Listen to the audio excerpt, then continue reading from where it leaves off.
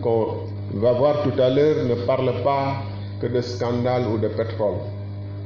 Nous parlons par exemple des premières vagues de Barça et de Barsac dans les pages 64 et 65 où je comparais ce que j'ai vu aux Comores à ce que j'ai vu au Sénégal en 2006 étant représentant de la SECNA à Dakar et voyant les vagues de Sénégalais rapatriés par les opérations Frontex avec quelquefois des dépouilles sur les cercueils desquels on placardé les photos des cartes d'identité ou des photos du mort.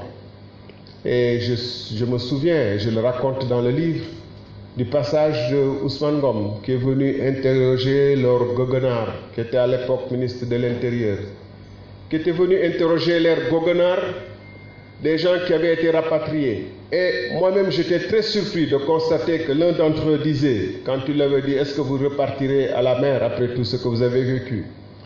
L'un d'entre eux lui a dit « C'est ma 3e fois et je repartirai parce que ce pays ne nous offre aucune perspective. »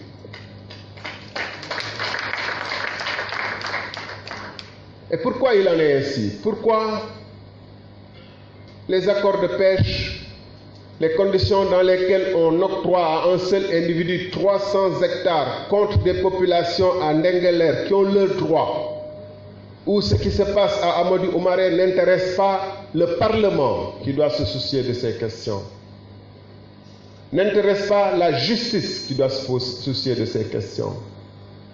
Quand il n'y a pas de justice dans un pays, quand il n'y a pas un Parlement dans un pays pour investiguer de ce qui se dit, de ce qu'on découvrira tout à l'heure dans la présentation du livre, alors il ne reste plus qu'aux citoyens de reprendre leurs paroles et de dire ce qu'ils savent en toute responsabilité. C'est pourquoi ce livre. Je voulais donc faire cette connexion entre la situation que nous vivons, les naufrages, la situation de ceux qui, pendant 30 ans, quand je parle de 92, quand je parle de Sénégal 92, c'était sous le régime PES. Et vous voyez dans le gouvernement actuel des reliques de ce régime. Quand je parle de Ousmane Ngom, c'était sous le régime de Wade que déjà les premières vagues de Barça et de Barça. Et il se trouve qu'aujourd'hui, comme par hasard, tous ces 3 régimes se sont retrouvés dans le gouvernement dernier d'arrangement.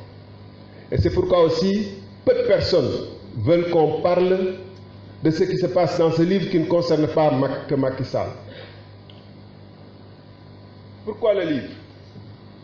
Après mon départ du gouvernement, je me rends que je suis en face d'une conspiration du silence, ce qu'on appelle une omerta, qui est la loi de la mafia, qui n'est pas la loi de la République, organisée autour d'un scandale des contrats pétroliers. Ainsi, c'est à travers la presse que moi, ministre en charge de l'énergie et des hydrocarbures, je découvre l'existence, après mon départ du gouvernement, 2 semaines après mon départ du gouvernement, je découvre l'existence d'un rapport de l'Inspection générale d'État qui parle de 2012. Moi, je suis parti du gouvernement en 2017. Je vais essayer d'être très pédagogique, je vais aller lentement et donner les dates. En mai 2017, 22 mai, je découvre à travers le quotidien l'existence d'un rapport de l'Inspection générale d'État qui date d'octobre 2012 et qui dit beaucoup de choses qui m'auraient intéressé. Mais comment cacher?